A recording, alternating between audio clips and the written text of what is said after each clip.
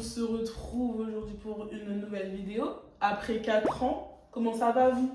Moi c'est Nja, on se représente. Enchanté. Enchanté. Voilà. Hop, comme ça au moins c'est fait. Ça fait 4 ans que j'ai disparu. Voilà. Mais je reviens avec un petit ask. Comme ça on finit l'année 2025 et on reprend sur les bonnes bases. Est-ce que ça va pour vous? Parce que ça va pour moi. J'ai pas fait d'ordre particulier. Et on prend les petites questions comme ça, l'une après l'autre, chop chop. Vraiment, mettez-vous à l'aise, mettez-vous chill. Et c'est parti. Première question. Pourquoi une si longue absence sur YouTube?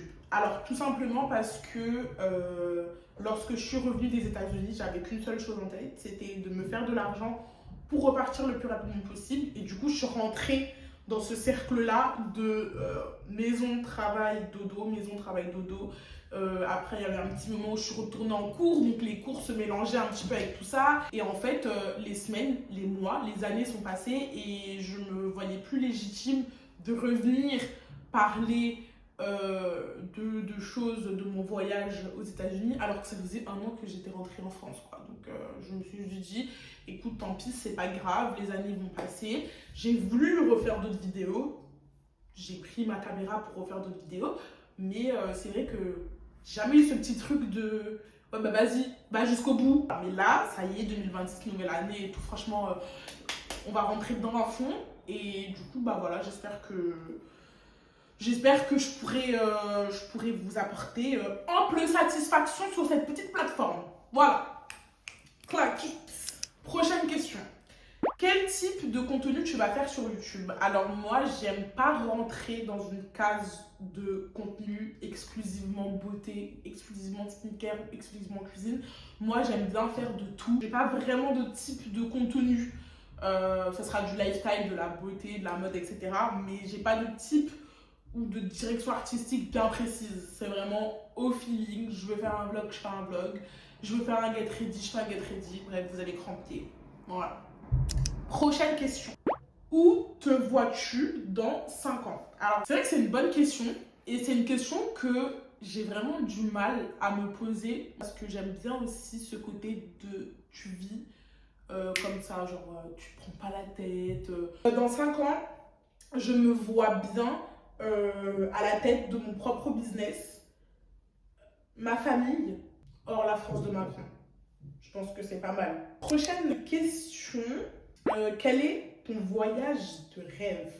Franchement, un tour du monde, ça serait vraiment mon goal premium, c'est faire un tour du monde. Mais mon voyage de rêve, j'en ai plusieurs. Donc je peux faire la liste si ça vous dit. Ensuite, parle-nous de ton expérience aux États-Unis. Je pourrais vraiment dédier une vidéo pour parler rien que de mon expérience aux États-Unis. Franchement, tellement c'était la folie, c'était une dinguerie, c'était incroyable. J'ai rencontré des gens incroyables. Or, l'expérience de tu pars aux États-Unis en ayant 18 ans, parce que je venais d'avoir 18 ans à l'époque, t'es pas majeur là-bas, mais t'es quand même un petit peu majeur sur certains trucs. Je pense que c'était l'expérience humaine.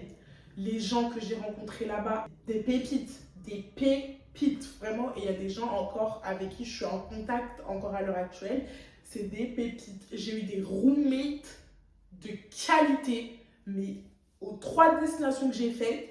Et franchement, les 3 destinations, c'était 3 choses différentes. Le mood était pas pareil les 3 fois.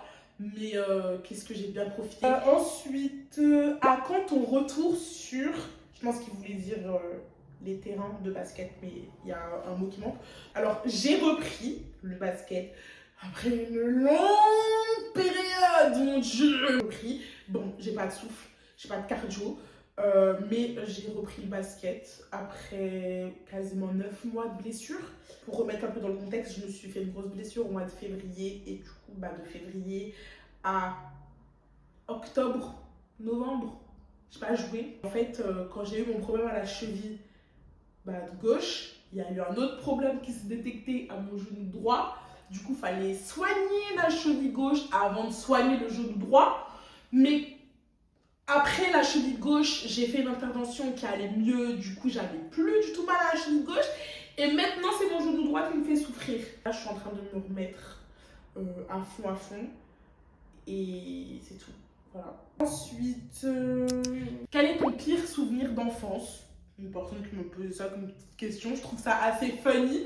Parce que quand j'ai vu la question, je me suis dit, mon pire souvenir d'enfance, est-ce que vous voulez vraiment savoir c'est quoi mon pire souvenir d'enfance? Elle a failli se noyer. Celui qui m'a traumatisé le plus, c'est même pas quand j'ai failli me noyer. C'est quand le chien a croqué le cul. Ça, c'était en fait, c'était le pire. Ma grand-mère, en Guadeloupe, du coup, ma grand-mère, elle habite vraiment sur la plage. Et elle ne voulait absolument pas qu'on rentre chez elle avec notre sable de mer. Donc, elle avait fait installer une petite douche dehors et tout machin. Et du coup, nous, on devait passer par cette douche avant de rentrer dans la maison. Et tout, je suis là, je rince mon corps, toute joyeuse que je suis. Et puis le chien, genre, je sais pas pourquoi. Pourtant, j'étais même pas en train de twerker. Je ne sais pas, mais j'ai juste senti que... Voilà quoi. Du coup, ça m'a fait très mal. Et c'est pour ça que j'appréhende beaucoup les chiens. Mais voilà, c'est mon pire souvenir de quand j'étais petite, enfin quand j'étais enfant, ouais, c'était...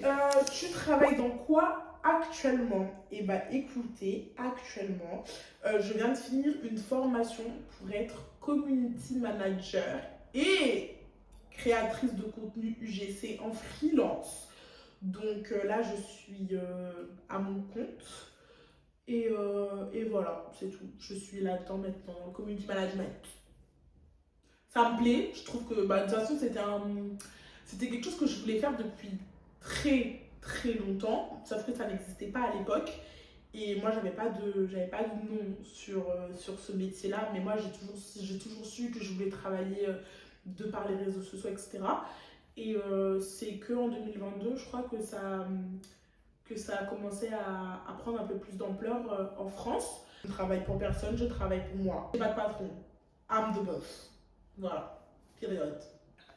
Oh mon Dieu. Est-ce que j'ai encore d'autres petites questions? Qu'est-ce que tu deviens depuis les États-Unis? Je travaille. Depuis que je suis revenue des États-Unis, j'ai fait que ça. J'ai travaillé. Je suis rentrée dans un certain cercle de vie maintenant où je paye un toit. Je paye les factures. La France de Macron, t'es comme ça. J'ai voulu reprendre les cours parce que justement ce truc de parler anglais couramment me manquait un petit peu, donc j'ai voulu faire une fac de langue, sauf que en fait j'avais un emploi du temps tellement chargé, tellement rythmé que j'ai fini par faire un burn-out. Et là maintenant je suis community manager et créatrice de contenu en freelance. Voilà ce que je suis devenue depuis les États-Unis. Et puis je suis bien accompagnée maintenant de mon petit chéri d'amour. Donc voilà, tout va bien. Depuis que je suis revenue des États-Unis, c'est ça. Bon écoutez, je pense que c'est tout pour cette petite vidéo Ask. J'espère que elle vous aura plu. J'espère que j'aurai répondu correctement à toutes vos questions. Si jamais vous en avez d'autres, n'hésitez pas à me les écrire en commentaire. Je lis et je réponds à tout le monde. N'hésitez pas aussi à m'ajouter sur mes petits réseaux sociaux. Et sinon, moi je vous fais de gros bisous. Et je vous dis à bientôt pour une prochaine vidéo. Allez, bye bye. Regardez ma coupe. Admirez-la juste une petite dernière fois et moi je vous fais des bisous. Ciao!